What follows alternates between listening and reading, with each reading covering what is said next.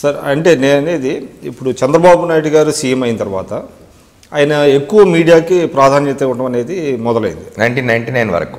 1999 వరకేనా? అంతే, తర్వాత లేదంటారా? 95లో వారు ముఖ్యమంత్రి అయిన దగ్గర నుంచి 99లో వారు మళ్ళీ ఎలక్షన్ గెలిచి వచ్చే వరకు కూడా మీడియాతో రెగ్యులర్ ఇంటరాక్ట్ అయ్యేవాడు. ఎవ్రీ మంత్ నేను ఐఎమ్ విట్నెస్ ఫర్ దట్. నేను ఒక ప్రధాన దినపత్రిక బ్యూరో చీఫ్గా అసిస్టెంట్ ఎడిటర్గా ఉన్నాను ఆంధ్రప్రభ ఇండియన్ ఎక్స్ప్రెస్కి.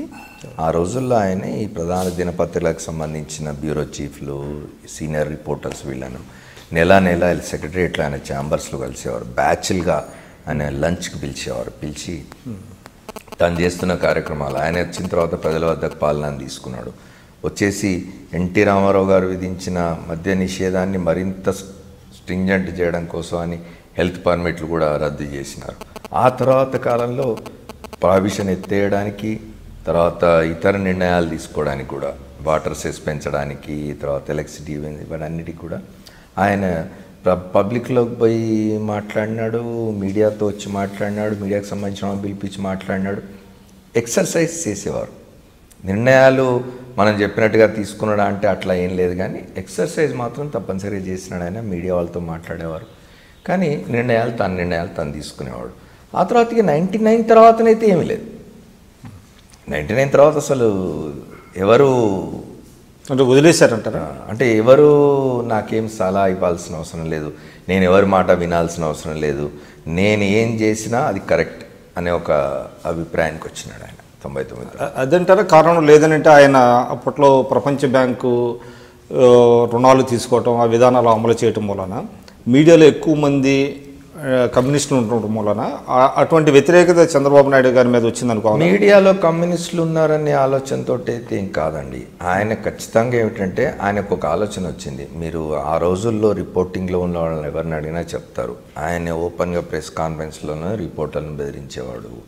మీ మైండ్ సెట్ మార్చుకోవాలా, వ్యతిరేక వార్తలు రాయకూడదు. ఇవాళ కూడా మీరు చూడండి, వ్యతిరేక వార్తలు రాసే వాళ్ళందరూ ఉన్మాదులు చంద్రబాబు నాయుడు గారి దృష్టిలో.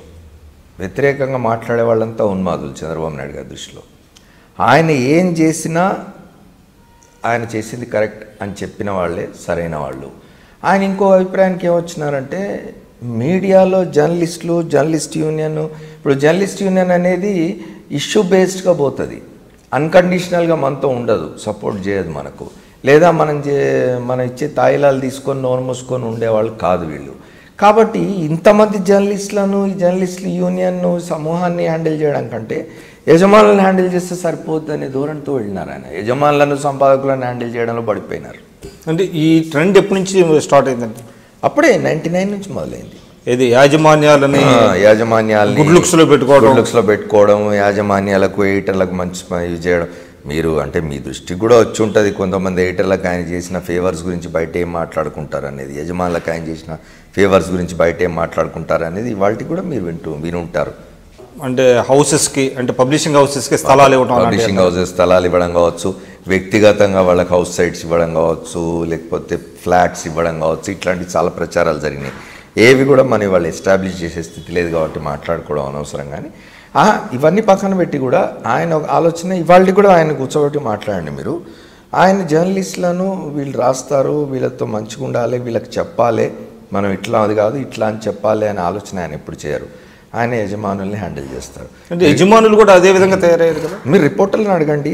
రిపోర్టర్ ఎవరైనా ఒక ప్రెస్ కాన్ఫరెన్స్లో చంద్రబాబును ఇబ్బంది పెట్టే ప్రశ్న అడిగితే ఆఫీస్ వెళ్ళేసరికి ఎడిటరు, యజమాను పిలిచి ఏమిటిది, ఎందుకు నువ్వు అట్లా అడిగినావు అని అడుగుతున్న పరిస్థితి. అంటే చంద్రబాబు నాయుడు దగ్గర నుంచి ఇమ్మీడియట్గా సమాచారం వెళ్ళిపోతుంది. ఆయనైనా ఫోన్ చేయొచ్చు, ఆయన దగ్గర సమాచారం సంబంధించిన హ్యాండిల్ చేస్తున్న వాళ్ళైనా కావచ్చు. ఇట్లాంటివి చాలా అయినాయి.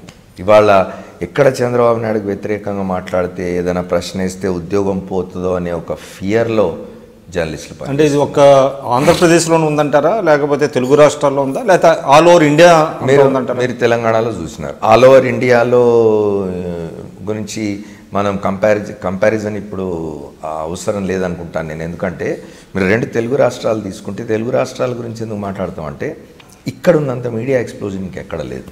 మీకు 80 జిల్లాలు ఉన్న ఉత్తరప్రదేశ్ లాంటి అతిపెద్ద రాష్ట్రంలో కూడా మీకు ఇంత పెద్ద సంఖ్యలో పత్రికలు కానీ Media ఎలక్ట్రానిక్ houses ఛానల్ కానీ లేవు, మీడియా హౌసెస్ లేవు, ఇక్కడ ఉన్నాయి.